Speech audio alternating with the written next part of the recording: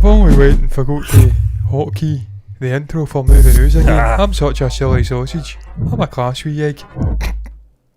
Hello and welcome on into Movie News Live here at MBE. We are both eggs. We are the Eggmen, Gajub, but we are here on YouTube and of course our Twitch stream. We'd like to thank you for joining us once again. Yeah, we've been reacting, and that's why we're going to talk about this in our headline, John. That was a good little sort of segue. Blend. Yeah, just take it right into the action here. We're talking about Yash, and we're talking about Toofan, and we're talking about KGF Chapter 2. John, we've just done the reaction. We will not talk about the reaction, but we will talk about some things, obviously, that we mentioned, obviously, in the reaction. And you can check that out later on, obviously, on our channel. Check that out in roughly about, well, it depends on how long we are here. Depends if it's by copyright as well. We had to do a few pauses. John's already done the disclaimer thing, so don't throw any heat our way. We are doing our best. We can only work with the tools we are given. But those companies, Stephen, they plough millions in. Yeah. We just, us piranhas, we are us leeches, parasites. We just use that and use it as free content and try and monetize it. That's one thing we are making millions of pounds off this, Stephen. Yeah, as you can tell. Don't go after the companies who are sporadically blocking channels and then leaving other ones to do whatever the fuck they want. John, we may have got away with just doing it without pausing because the actual production company emailed us, but we don't want to take that chance. It's late here. We want to get that reaction out to you guys as soon as possible, and that will be coming very soon. And just to be clear, I'm not talking about the KGF production company. No. I'll be very clear. I'm talking about Sun cool TV. Guys. Yeah. And I'm talking about Sony Music India South. That's what I'm talking about. Yeah. Bunch of pricks. For now. But anyway, the makers of KGF Chapter 2 unveiled the first song titled Toofan today, March 21st. Yes, that's today. And the UK government, by the way. And the film features Yash, Sanjay Dutt and Ravina Tandon in lead roles. Now, this is coming in from indiatoday.in. That stands for India, by the way, if you didn't know. But the first song, Toofan, was dropped by the makers of KGF Chapter 1 today, starring Yash. The first song is a peppy number. I've never heard of that phrase, but peppy I like it, which sets the tone for KGF Chapter 2. The lyrical music video went viral within a few hours. We'll see.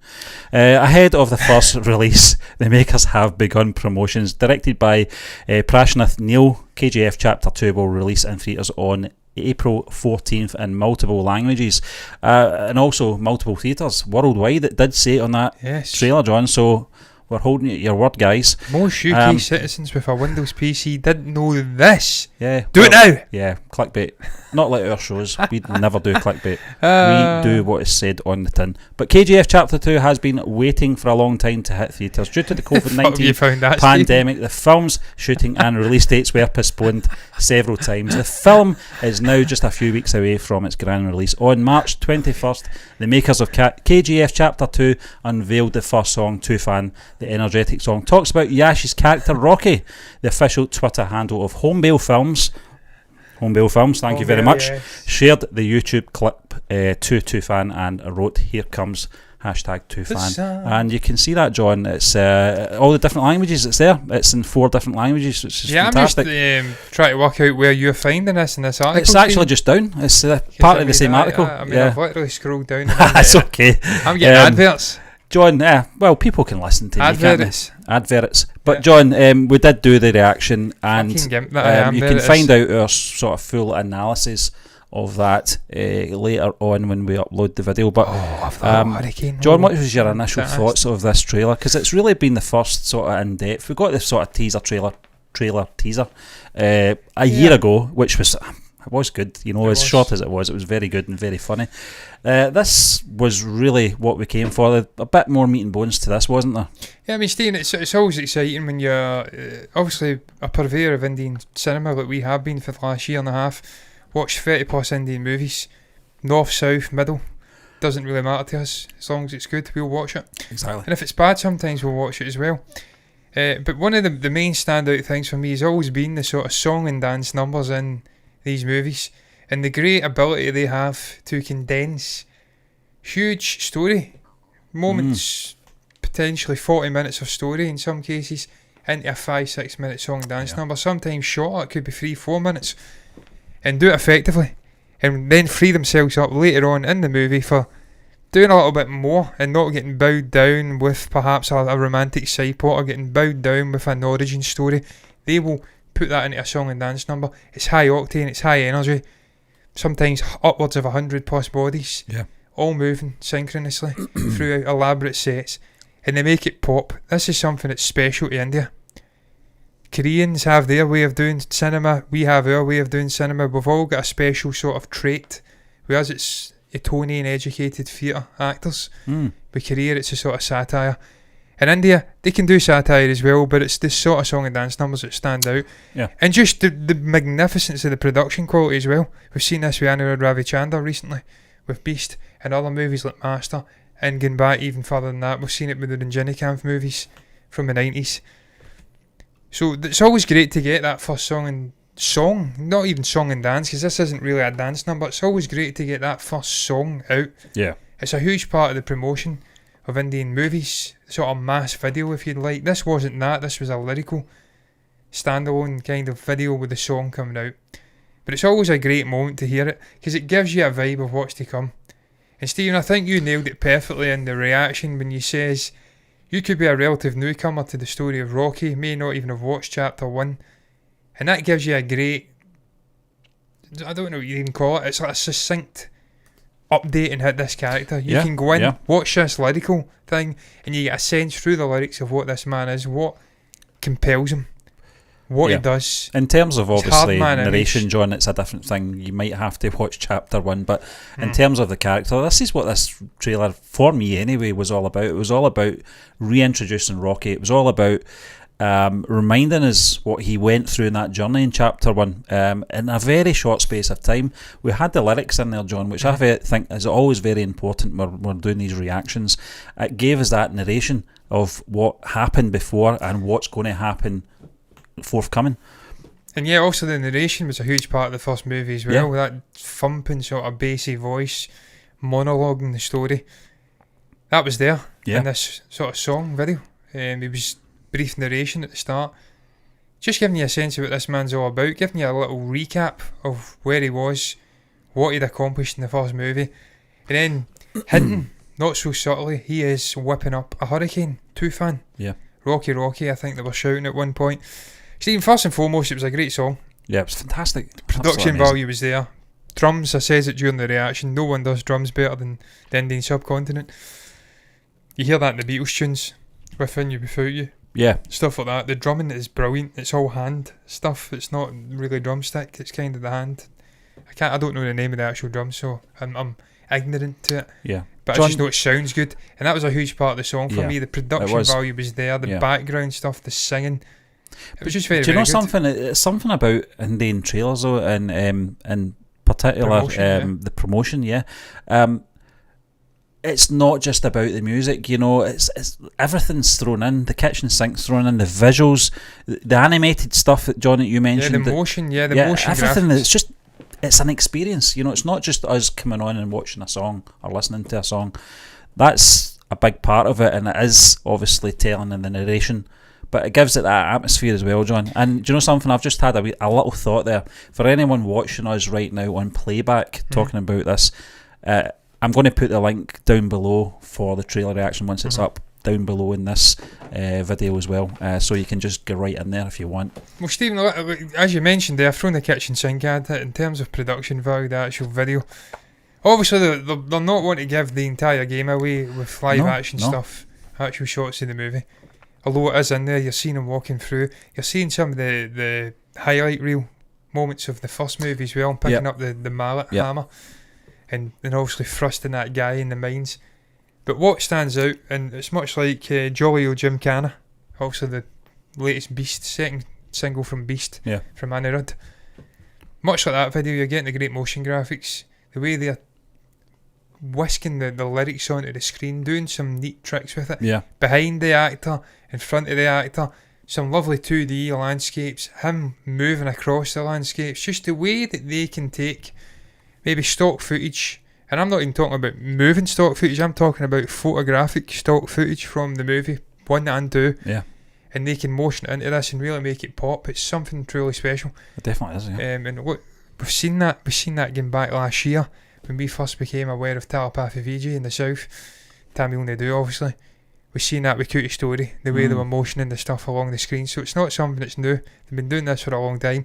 I just think they've got their finger on the pulse with promotion of movies in the subcontinent. Yeah. They know how to really build anticipation, get the fans whipped up into Without hysteria. repeating themselves. Without repeating themselves. Because that's what we're guilty of, John. We do. It's the TV spots. You get 7-8 TV spots. You'll maybe get 2 seconds of combined footage across it that's new. Yeah. Whereas in India, they don't need to do that. No. They'll give you a motion poster, and it'll give you a vibe of what's going on, but it'll not even be close to the actual movie itself. It'll be cool motion graphics. You'll see the actors, maybe a brief slow-mo shot. We've seen that with Triple R. Yeah. With Ajay Devgan. Yeah. The slow-mo shot, him in the middle, the riflemen all around him. It's stunning. Then they'll give you a song and dance number. Maybe if you're lucky, it might even be a single with a lyrical element to it. Then they'll give you a teaser trailer. Then it'll be a trailer. It's just the way they build it. Even the poster releases. And then obviously we've discovered the audio launches now as well. Yeah, that's right, yeah. Skipped this year for Beast, where they'll get the entire cast and crew into a packed arena with wailing fans. Do you think they'll do that for this, John? I don't know, Steen. I don't know if that's something that's maybe unique to telepathy, or whether the likes of a Yash and up in the north of Shah Rukh Khan and Amir Khan, guys like that, Ranveer, Shahid Kapoor. I don't know whether that's something they'd do as well, but it certainly seems to me that it's the way forward. I wish we would do that over here. Yeah, it's almost like a great celebration week. We've got the premiere over here, but no one's really privy to that. It's only a select few. Yeah. It's the journalists and the press and the ones that are in the film, the ones that are in the movie. Whereas in India, it's actual fans in the stadium interacting with the sort of heroes, if you like, with the cast and crew. They get to live. There is an air of snobbery, John, in this part of the world, though. There is, cinema, Steve. It's very cliquey. Yeah, we've heard that about the north of India. Of course, we've had conversations with Ruth and others about the north of India, how it's sort of influential members, families in some cases, who decide who's going to get a push in that industry. I don't think it's the same down the south, but there certainly is a snobbery in the United Kingdom, in Europe, in the North American sort of region, whereby they're seen as being better than you. Yeah. They hide away in their exclusive resorts in Beverly Hills, and over here it'll be in London and places like that. Notting Hill. They're separate to us Plevingtons, and they remain separate getting into the premieres and promotion. Yeah. Also, that's not something that's universal. There's actors who absolutely love their fans and get in about it. But it seems to be a different... John, if we ever become Disney shills, we'll probably change our tune and go, no, this is great, these premieres, aren't they? This red carpet's lovely. Oh, I fucking love it. Yeah. Stephen, I've got fucking previews for that, let me tell you. As you know, I like my classical music. Not go off in a brief, it'll be a very brief tangent, but first time I went to see Andre Rieu and his fantastic Johann Strauss orchestra, we were sitting in the nosebleed seats. Well, let me fucking tell you, that's not happened since. We sit in the front sections now, sometimes 2-3 rows back. The best will do, yeah. And you walk in and you're like, these fucking gimps walking up to nosebleed seats. I'm going to get my whiskey and my beer, and I just strut by them, get out into your red top. Yeah, I strut by them into the main arena. I walk out, I'm like, yes, I'm better. Yeah. So there's a clue. Never wear a red top to any of these concerts. Yes. Because you will get picked on. Everything I said there, apart from I'm better, but it's a joke. Yes. I don't think I'm better than anybody. Yeah, anyway, John, we're going to move on anyway. I'm better than some people. Check out our trailer reaction very shortly on our channel. We thoroughly enjoyed it, and I'm pretty sure there's more to come from the promotion of KGF Chapter 2. But we're moving on to the Batman box office, set to match Spider-Man No Way Home record. I think it has now, John, as we speak, because this report actually came in 2 days ago. But it's really just, it's all over the place. It's making crazy money. It really is. You know, it's stunning. It has crossed the 300 million mark now. Dollars it is marked domestically, John. Domestically being the US. But I'm going to bring up the global. Yeah. But this is coming in from Screen Rant anyway, John. I'll just read a little bit and then we can get our thoughts in, because there's a bit of a thing going on, a ding dong going on in Twitter and stuff like that. The tribalistic warfare of comic book fans. We knew it was coming. But anyway, per Variety, the Batman is poised to rake in an additional $39 million at the domestic market this weekend. That was just the weekend there. It did. This will place it at the number one Variety movie are the number one source of the weekend Reporter for the third week in a row, and also brings its cumulative domestic total to over $300 million by today. Once it hit that benchmark, it will be the only film in the pandemic era to do so other than Spider-Man No Way Home, a film that beat out a depressed box office to become the third highest grossing domestic film of all time. And it's getting right up there, I tell you, Stephen, in terms of raw domestic and worldwide numbers. Yeah. Knocking on $2 billion during a pandemic is fucking nuts. Yep. And once again hits home how good a job Kevin Feige has done in constructing this universe. But look, I say Kevin Feige, I know this is about the Batman, we'll get into it. Yeah. It's not just Kevin Feige. I think even Kevin Feige would admit it's not just Kevin Feige. He has assembled some of the absolute best talent behind the camera, in front of the camera, costume, set design, everything, producing, cinematography. And you've got to commend him, man. Yeah. He's not just taking veteran hand directors, steady hand directors like a Sam Raimi. He's done that now with Multiverse of Madness. He will go out and pick, and whoever is involved in the process, maybe it's a committee decision, they will pick up and coming directors. Yeah. Russo brothers weren't really known before the work in the big sort of Avengers movies. Was it Joss Whedon? He did the first Avengers? Yeah. Who was it that did the Captain America trilogy? It wasn't. It was different directors Yeah, on the first ones. Joe Johnston. Sorry, I was about to say Joe Jordan. He was an ex-football player. Joe Johnston directed the first movie. Yeah. I'm not sure. Can't remember who did the other two. But they've got the knack. The Russo did one of them. Did I they? think they may have. They may have. I don't know. I don't know if they did. John, I'll check They that may out have just now. They may have done Civil War. Yeah, I think that's what I was going And to then they say. slipped into the two Avengers movies after Yeah. that, because I'll I think double it check may that, have. I don't know who did who did Age of Ultron. But what I was getting at is they've got this knack. He's got this knack of snagging up and coming talent, and then sort of cutting them into a gem, if you'd like. So I think nothing speaks more about this guy's work on this interconnected universe than that 1.8 knocking on $1.9 billion at the box office during the pandemic. The Russos did Civil War. Russos, yeah. Because it felt like that was a big ensemble. Yeah. People at the time were saying that was Avengers. That was an Avengers movie. And all but naming it was. It was better than Ultron. Yeah. I've maintained that. But Stephen, at 1.8 billion, 1.9 billion at the box office is fucking insanity. Yeah. At the best of times, but during a pandemic, again, it just hits home just what a great job Kevin Feige's done. But the Batman, getting in there, number 2. They also did the Winter Soldier. Winter Soldier, there you go. Never knew they'd done the Winter No, I Soldier. didn't know that. But it was I probably did and I forgot. For me, that's still one of the best, if not the best, Marvel It's movie amazing. ever made. Yeah. I'm biased, of course. I've got the fucking shield behind me. Absolutely love Captain America. I love Bucky. I love that relationship. And the fact Josh Whedon did the Age of Ultron as well. Whedon, I thought that. Yep. But Stephen, the Batman, 300 million, that's a fantastic milestone to get to at the box office during a pandemic. It has to be said, people are slowly but surely reclaiming their confidence and going to the theatres. Yeah. But this movie deserves $300 million domestic. It's knocking on just over 600 million worldwide.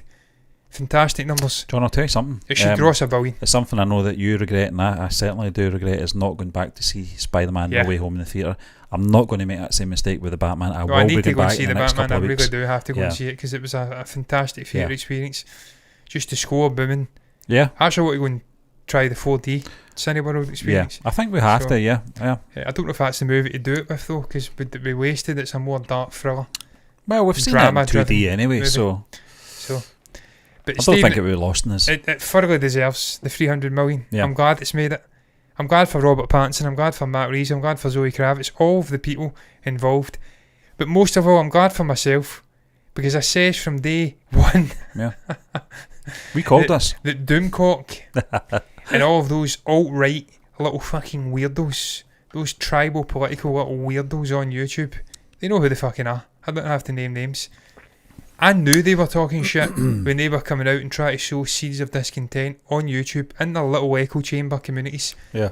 It's a disaster. With Matt another Reeves video. Matt Reeves never wants to work with Robert Pattinson ever again. Pattinson gets Kravitz up the duff on the set. It was a disaster. What wasn't a fucking disaster, because they all love each other. You can see it, man, in the press junkets. They got on really, really well. Oh, brilliant. They've got great chemistry. Matt Reeves is talking about fucking trilogies.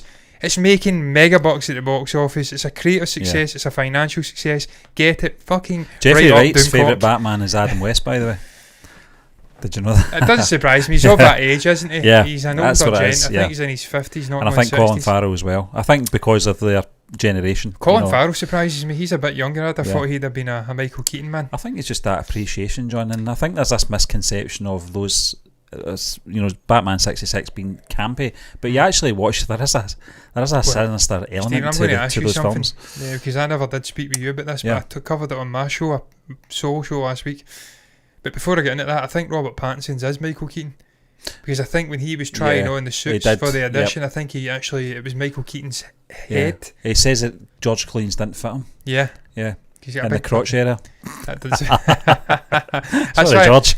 Listen, Pattinson's a habitual liar, though. You have to take anything this guy says with a massive pinch of salt, because that doesn't make sense. A pinch is small, a massive pinch would be still small. Yeah. But he's admitted it's himself. A big pint and a small pint, He makes things up. He just fucking lies. To the point where people ask him about it maybe a week later and he's like, did I say that? Yeah. No, that was fake. So you listen, I don't know. But he says, I think he was hinting that he liked Keaton. But Stephen, I was going to ask you this question regarding the Batman. Nick Cage, Nick Cage of all people, has come out and he has expressed a desire to perhaps portray Eggman, who was a villain from the Adam West TV show era Batman. He says he's got a vision for that. He wants to speak with Warner Brothers. He thinks he could make it absolutely terrifying. Would you want to see Nick Cage portray Eggman, this sort of bald-headed guy with a real fixation? He kind of hides in... John, he hides in chicken-related places and egg-related places. It sounds goofy. It sounds borderline Batman v Robin. It sounds Nicolas Cage. But Nick Cage is on a roll now, Stephen. This guy is getting John, 100% I was reading Rotten Tomatoes. It's funny you mention him, because I was reading an article earlier on in terms of Quentin Tarantino's top 3 actors, and one of them was Sean Penn, one of them was Tim Roth, and the other one was Nick Cage. And the reason for Nick Cage was that he can't believe someone who has his career been miscast so many times and absolutely outperforming expectations with that character. We talked about this with Gianni as well, John, as you recall. Stephen, I love the guy always brings his A game to every role. Even if it's a bad movie, he's never the reason it's bad. He is always a standout. He's I would love to see that. He's always watchable. And the story about him and John Travolta coming onto the set, Face Off, want to play it cool on Face Off. He's like, right, I'll wait and see how it plays out. He walks onto the set and he's in the fucking priest outfit. And he's doing what he's doing. He's like, right, that's how we're going to do it. And of course he had to play that character because it was Face Off. They had to play his personality. So he's like, right, that's how we're doing it. That summed him up to me. Cast and this is a fucking Academy Award winning actor. No one has knowledge of this man outside of a Tarantino. So I'd love to see him. Is he suggesting working with Matt Reeves on he says in the Batman? He says he's not seen it at that point. He was excited to go and watch it. He think he would have hit out the part of the performance. He's got a vision for playing a villain. Amazing, Warner Brothers hit me up, let them know. Yeah, maybe a standalone film. I'd love to see him play a villain. Look, you've got the likes of Jeffrey Wright, as you mentioned, talking about doing something different with the villains. Let's not get bogged down with the same old shit. Bane, I know. Mr. Freeze, all the same Poison Ivy. It's what I loved about Paul Dano's performance and his iteration of that character. It was different. Yeah, it had to be. It had to be. It had to be grounded. It had to be real, especially in that world that Matt Reeves has created for this movie and what's going forward as well. It couldn't be the leotard with the question marks. And that's the key, Stephen. Nick Cage and Eggman. It sounds silly. You look at the actual TV show, it kind of is. But within this world, it wouldn't be allowed to exist in that form. It would be disturbing, John. It'd be disturbing, it'd be dark. And him just going fucking pedal to metal, playing a villain. We know how big a comic book fan he is. I think that'd be special, man. I really do. Yeah. I'd love to see it. But Stephen, you're going to get into something else, weren't you, before we move on? The whole tribalism, Marvel v DC, they're already at it on social media. This is why I stay off of social media. I just can't especially be arsed Twitter, with it. John. Yeah. I can't be arsed with the nonsense and negativity. Just the echo chambers. It's us versus them. Constantly try. It's a vessel for cancelling. It doesn't have to be that way. It's a vessel enjoy for life, enjoy theatre, enjoy cinema, enjoy film. They can't do it. Just it's do us it. And them. No, they it's have ridiculous. to have their own little faction, and then they're the enemy. Yeah. Well, I love DC and I love Marvel. Yeah. And I've always loved the two. And I'm not going to pin these two movies up against each other. But we've done it ourselves in terms of not one being bad over the other, but actually in terms of preference more than anything. I was asked my preference regarding this movie. Which is a different thing, These movies, and I think I picked No Way Home. Just ahead of and it. It wasn't because it was a better movie. It was just personal choice. I think it was a combination of all of these great actors. But that may change.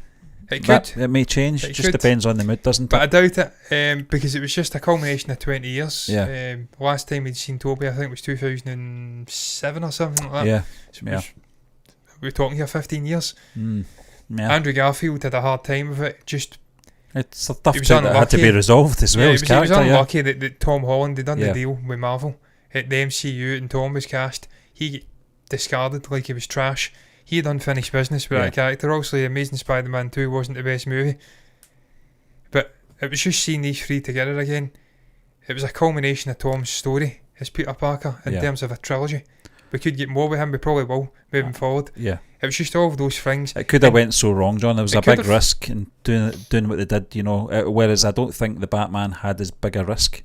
Well, because it's dark, it's gritty. You expect that from a DC movie. And Matt Reeves, we knew he had a degree of knowledge with Batman. He was thumping that original sort of story. I don't buy the whole Robert Pattinson thing as a risk.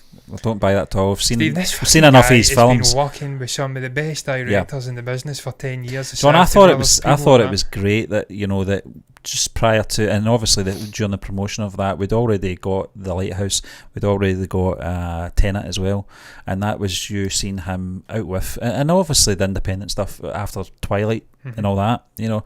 But I thought it was important, you know, that those films came out before the Batman, because a lot of people that perhaps are not clued up on his indie films, that certainly was an introduction to see what this guy can do, you know, and what he can bring to the table. I didn't have any doubts anyway. The minute Matt Reeves was announced as directing this film and writing the film as well, after he's working the Apes movies, Steve, I love Planet of the Apes movies. What's that tone, John? It's just he brings that tone to the franchise, you know, and it's got the big blockbuster vibes. It's got the big CGI fare, but it's also got the sort of core. It's stupid to say a human core because it's a story about apes taking over the world. But Caesar had a real core of humanity through him. He had a real bonding with his human sort of owner, and the performance of Circus was stunning. Oh, amazing. So, and Circus in the Batman as well. We don't talk about that enough. I know it was limited time, but one of my best scenes in it was him. It was Alfred and Bruce in the hospital, Ward, and the score for All Your Pennyworth. It was really moment. Good. So I wasn't surprised that the Batman was, for me, it was always primed for success. Yeah, definitely. All the core components were there. You had the actors saying it was like a Pixies concert, the energy behind the scenes. Yeah. They were enjoying it, despite what Doomcock and all those weirdos that wear masks on YouTube were saying. They were enjoying it. You had the right man at helm in the movie. You had the right people in and about, Michael Giacchino, guys like that, doing the sort of technical stuff. For me, that was always going to succeed. You're absolutely right, Steve. No Way Home was the one that had more chance of failure. It John, could either really I went into Spider-Man with a bit more apprehension in terms of not the whole Tobey Maguire and Andrew Garfield, are they going to show up or not? If they didn't, I'm sure the film would have been great anyway, but it was more how they're going to handle so many characters, because at that point we did know about the Green Goblin being in there, we knew about Doc Ock and all the other villains. I thought this is going to be absolutely, it's either going to be an absolute car crash or it's going to be absolutely epic. You throw Maguire and Garfield in there, that's just the cherry on top of the cake. But you mentioned the Green Goblin, Willem Dafoe back, Alfred Molina back, Jamie Foxx back to redeem himself as Electro. So many star turns in the villainous roles, and then that great sequence with Stephen Strange as well, and that decision to kill off Aunt May as well. The decision to kill off Aunt May. Stephen, this is why he says I've not been on social media reading these stupid comments, but you've got the DC fanboys every bit as bad as the Marvel fanboys. Spider-Man was a hollow experience. It lacked emotion. Have you even watched the fucking movie? They did what they normally do in the origin story of Peter Parker, where they kill off the sort of inspirational linchpin of his life. They did that in this movie. The death of Aunt May, riddled with emotion. John, a lot of them, character maturing before your eyes. Missing the point. They're missing the point in terms of they think it's a whole 2 hours plus movie of fan service. There is fan service in there, but they do it right. They always get it right, Marvel. It fits into the story, the narrative. And this is why, guys, what we're going to get on to in a moment. Yeah. Consistently, they've not even watched the movies. They just hear from idiots on social media, or perhaps they have prejudiced views on it. They've not watched it. They will always come out and say the same. And it gathers momentum, especially on Twitter. Even Denis Villeneuve, who I respect tremendously as a director, as a visionary, he's come out and says it's identical. It's not identical. They've been doing some really interesting things with these Marvel movies for the last 5, 6, 7, 8 years. So I'm not having it. No. That movie had real emotion. I think that's territorial from directors at times, John, and that's what we're going to actually get into now. Yeah. Francis Ford Coppola. It's Nick Cage's uncle. He thought Deadpool was amazing, and this is coming from Screen Rant. It was amazing. Francis Ford Coppola, 5-time Oscar winner, cinematic legend, and occasional Marvel critic, says he thought 2016 Deadpool was amazing. I'll just read his quote, John, because we'll get into obviously our thoughts on Deadpool and you know, obviously what he's saying about the film as well, and what he's previously said. Well, we'll not get into quoting him or anything like that, but yeah, it basically says about trash as Martin Scorsese, and as you said, Denis Villeneuve as well, John, but very negative vibes. But he says this, Stephen Dorff, yeah, who? Anyway, cinematic author and occasional Marvel critic. Coppola recently commended Deadpool in a rare profile from Variety. Coppola said that he liked the Marvel movie, but didn't stop there in his praise. In fact, the Oscar winner director of The Godfather called it amazing. He said, "I like Deadpool. I thought that was amazing."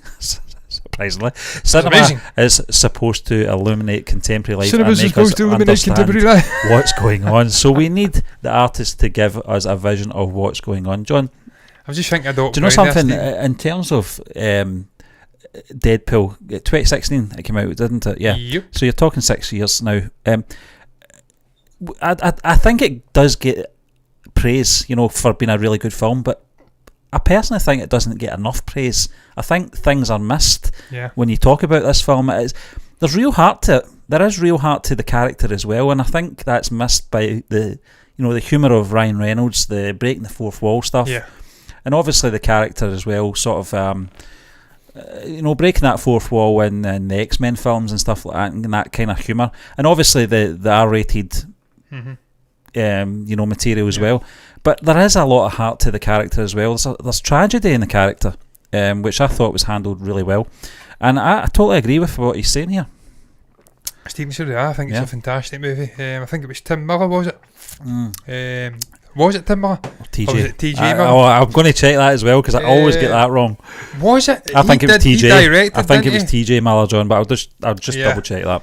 And then also the guy who had the breakdown and was saying he had a bomb on a train and stuff like that, the actor, his friend, he stepped away.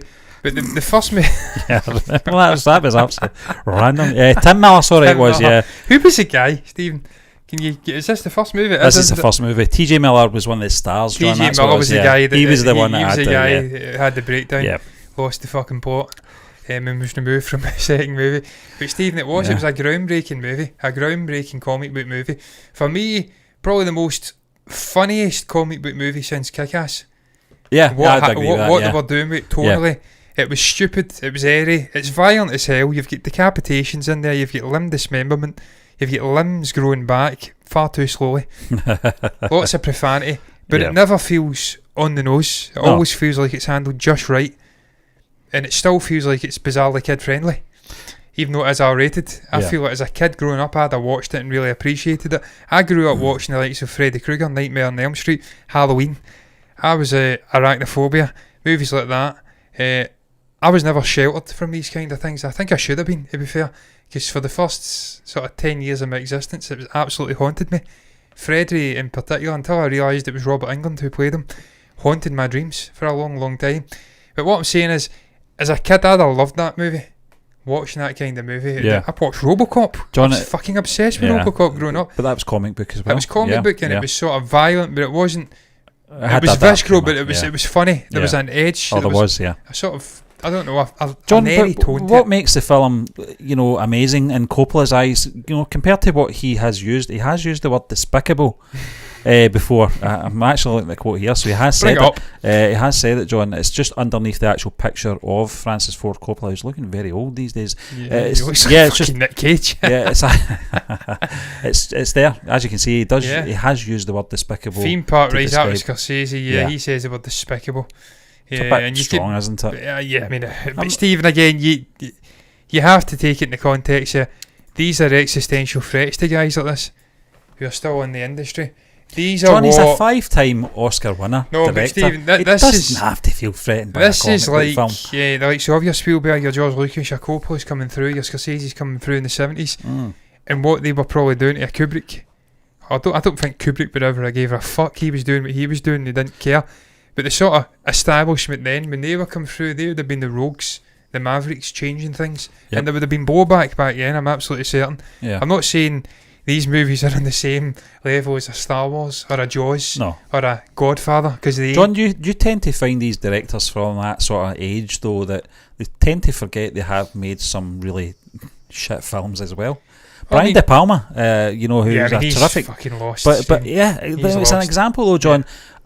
Everything that Francis Ford Coppola has done hasn't always been gold. It hasn't been, Same with Martin Scorsese as well, I tell you, I was thinking a lot of average say they do knock the ball out of the park 9 times out of 10, but not every film they've made has been that great. I was thinking of Ridley Scott, Stephen. I'd recommend Kingdom of Heaven. It was a scene from that. Pretty sure it was Kingdom of Heaven with your man, blanking on his name. Terrible. Jesus Christ. Played Hulk. Mark Ruffalo? No, the other one. The other one. Tall guy, blonde hair. You know what I'm talking about? He was in the Heist movie. Why am I blanking on his name? Edward Norton. Oh, right, sorry. I thought you were getting back following that. I think Ed Norton was in it. I was thinking of Ridley Scott. I mean, realistically, last duel aside, what has he done in the sort of 15 odd years between those movies? 20 years. Not a huge amount. So these are existential threats to these directors. So they are, of course, going to come out and have some despicable words for these despicable movies. That doesn't really surprise me. And I respect these guys enough to say, look, that's their opinion, absolutely fine. Yeah. It's when you've got the likes of Stephen Dorff coming out, who hasn't really had a career, and having a go at it, it's like, right, that's too much. Especially when he's had actual friendly relationships with a Scarlett Johansson, and he's having a go at her for collecting a wage where she's worked her arse off, blood, sweat and tears for 10 years and earned that movie. Yeah. That's when it steps over a line. It's like, right, enough. That's too much. Scorsese I'll listen to. Coppola I'll listen to. I'm not fucking listening to you, mate. No chance. But I'm glad he liked Deadpool. It was an amazing movie. It was a real breakthrough moment. This was the sort of moment when R-rated in comic book kind of proved it could work. Yeah, with Fox. It laid the foundation, Stephen, for the likes of... Did Logan come out after? Was that 2017? Logan came out after it, yeah. So that probably laid the foundation and enabled Logan to be a thing, an R-rated ending to the Wolverine story. And then it enabled Joker with Todd Phillips to happen. That's it, yeah. Because it laid the foundation and it was a trendsetter, yeah. That comic book movies don't have to be PG-13 or whatever the fuck they are over here, PG. They can be a little bit darker, a little bit more edgy, and they can still make money. And that's down to Ryan Reynolds for me. The guy's a tour de force. It makes me wonder though, John, Francis Ford Coppola, what drew him to watch this movie? If they are despicable. I would like to think it was his nephew, because his nephew is the complete yin to the yang of this guy. He fucking loves the comic book movies. He thinks there's a place for them. Yep. And he likes the way that they are empowering ordinary people, taking them out of the monotony of their normal life. Oh, Uncle Frank, you always knock me for a loop. I don't know what drew him to the movie, Stephen, but it's a great first choice. That's what I'll say. Now go and watch Winter Soldier, Francis, please, and tell me that's a bad movie. Love it, Tell me that's a bad movie, Francis, because if you tell me that's a bad movie, I'm going to start losing respect for you. I defy anybody to watch that fucking movie and come out of it saying that was bad. That was a stunning movie. It had everything. Emotion, character-driven storytelling, real moments of humanity, big blockbuster action moments, sequences, everything. But yeah, I digress. I'm glad Francis has watched Deadpool and found it amazing, because it's amazing, Francis. Yeah. And now that you've said it's amazing, means it is officially amazing, Francis, because we need you and Scorsese. That was very plain. We need you. Yes. And Martin Scorsese to come out and say these movies are amazing, and then they will Gotham's be amazing. Reckoning. You hold the people. That's what he says at one point, isn't it, with a sort of sheepskin coat. You, the people. Gotham's Reckoning. Perhaps he's wondering why I shoot a man before throwing him out of a plane. I need to watch that again. Why are you speaking like that, Tom? Never at any point have you ever spoken like that. You're a sort of... Say you're an average guy from London town. Wee man. Yes, a wee. Well, he's 5'9". It's not that small. He carries his 5'9" very well. Has to be said. Very fucking well. But Stephen, it's just the last thing I'm going to end on this. I was listening to Radio 1 today. You're thinking about an ordinary London man there was a quiz. It was Scott Mills and Chris Stark. And one of the questions was, true or false, is Gary Oldman related to the actress who played Big Mo from EastEnders? Of course, I knew that was true. They says yes, they were right. Gary Oldman, how in the fuck did that happen? It just came into my head there because we were speaking about Tom Hardy. It's bizarre, yeah. How can one sibling have all the talent and the other one be left with so little? Because no harm to her, she is very much lacking, and Gary is very much bestowed with talent. But let I digress, that's going to round the show up, man. Totally unrelated. That's what it is. What's your thoughts on Yash, on that first song number from the upcoming KGF Chapter 2, Toofan, which of course means hurricane? What's your thoughts on the song dropping, the little impromptu lyrical trailer dropping on YouTube? If you've got anything to say about that, and him whipping up a hurricane in the lead up to this movie's release next month, not even a month away now, I believe. I think 18th of April I seen. You can comment below if you've got anything to say about that. You can also comment down below about the Batman crossing $300 million at the United States of America's box office, being the second only to Spider-Man No Way Home in the pandemic era to do such a feat. And finally, comment about Francis Ford Coppola's newfound love of comic book movies. Can we perhaps join this guy in his journey as he discovers these movies and the actual brilliance within? Lord knows you can comment below. Do you agree with him? Do you think Deadpool from 2016 was amazing, or was it mediocre? If you think it's mediocre, you don't belong in this channel. That's what I'm going to say right now. But look, a digression, you can comment nonetheless. I'm sure there'll be an answer. Regardless of what you comment though, you can also like the video, because that's the most important thing you can do here. That draws traffic to our channel. And subscribe to the channel and hit the bell icon, because that continues us in our growth of the channel, and it continues our influence. We want to get to Thanos levels of influence. I want to get to the stage where me or Stephen can take shots of the gauntlet and snip our fingers, and just, everyone's under our will. That's what we want to get to, and you should enable that. But regardless of what you do, you can also, I'm forgetting about the other platform, Twitch. I was about to call it the Ugly Duckling, but I'm on there more than YouTube. You can hit the follow button over on Twitch as well if you're over there watching us, and you'll see us over there on that platform doing our thing 3 times a week. Hit the notifications to see us and get the notification when it drops. The stream, that is, whenever it may be. There is no set timeline when we come on. We could say 10 PM, but it will inevitably be closer to 11 PM. Roughly that time. If I say 11 PM, it'll be 12 PM. But you can hit the follow button over there. Yeah, Stephen will be sleeping at that point, but I'll be very much wide-eyed and bushy-tailed. But look, I digress, man. Whatever you do, thank you once again for watching, and until the next time, me and Stephen are done.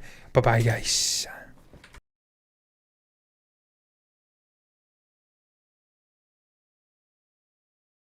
Bye, yeah.